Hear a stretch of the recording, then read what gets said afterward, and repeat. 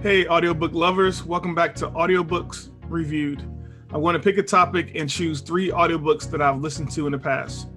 I'll give my honest feedback and rate them in the end. So today's category is science fiction, and I'm reviewing Zero G by Dan Wells, World War in the Balance by Harry Turtledove, and Guns of the South, also by Harry Turtledove. Yep, you heard me right, Harry Turtledove.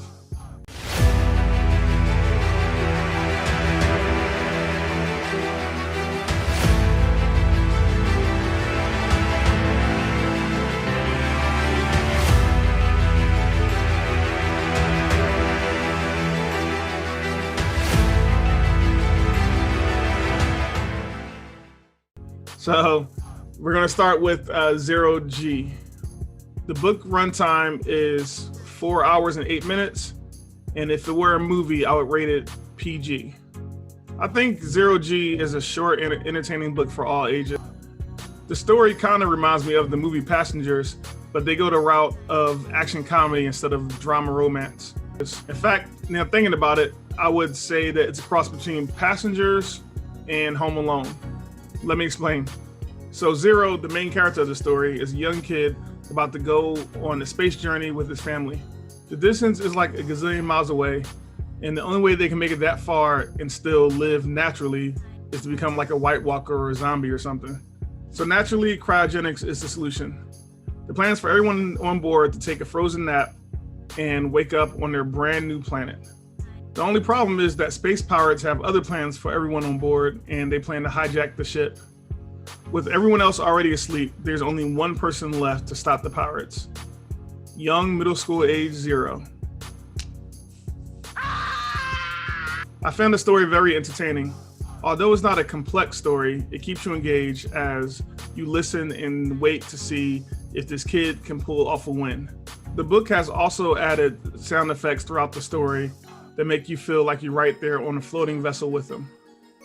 I rate this book at 8 out of 10. The second book is World War in the Balance. The book runtime is 26 hours and 33 minutes, and if it were a movie, I would rate it R. So before I dive into this book and the next, let me explain a little bit about Harry Turtledove. He focuses on historical fiction, and I personally think he's one of the masters at it.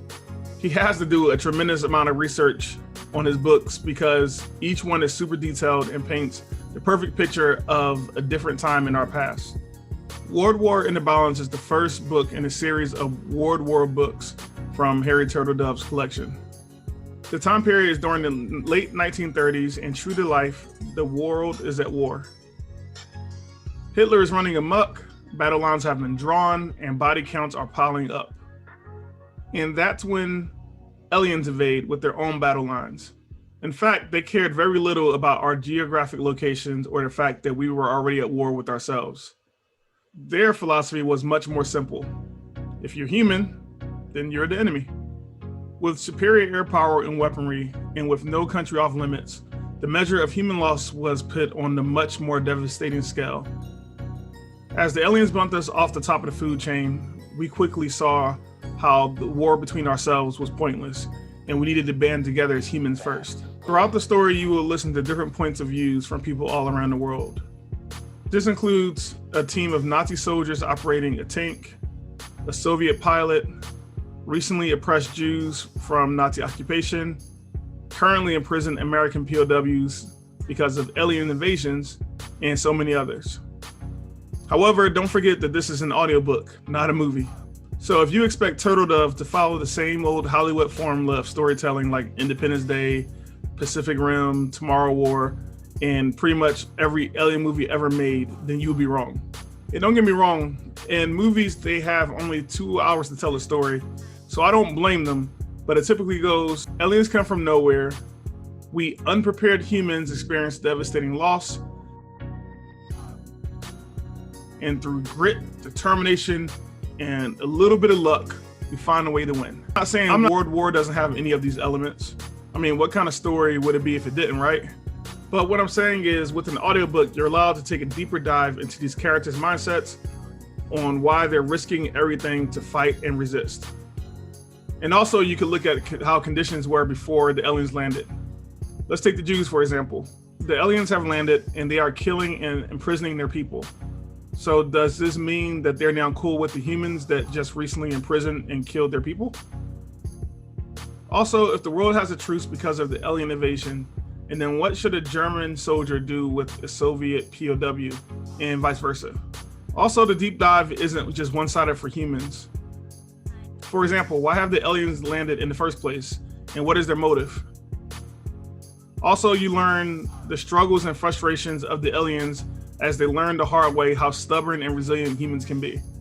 And keep in mind that this book is part of a series and not a standalone, which makes this story more true to life. Don't expect some special serum or loophole that will allow all the humans to hold hands and sing songs in the end.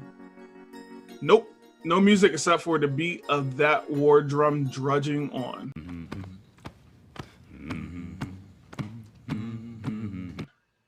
Overall, it was a decent story and I will give it 7 out of 10. The third book is The Guns of the South.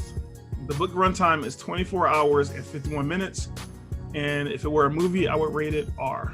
This is the second Harry Turtledove book that I'm reviewing, and this time he transforms you to the 1800s during the Civil War. In the North, we have Ulysses S. Grant on Team Northside, commanding all his troops, while on the Southside, there's Robert E. Lee. Robert E. Lee is in his camp writing a letter when he hears a loud automatic. He, along with his other soldiers, run outside to investigate. They are greeted by a man that introduces himself and says that he's from the future.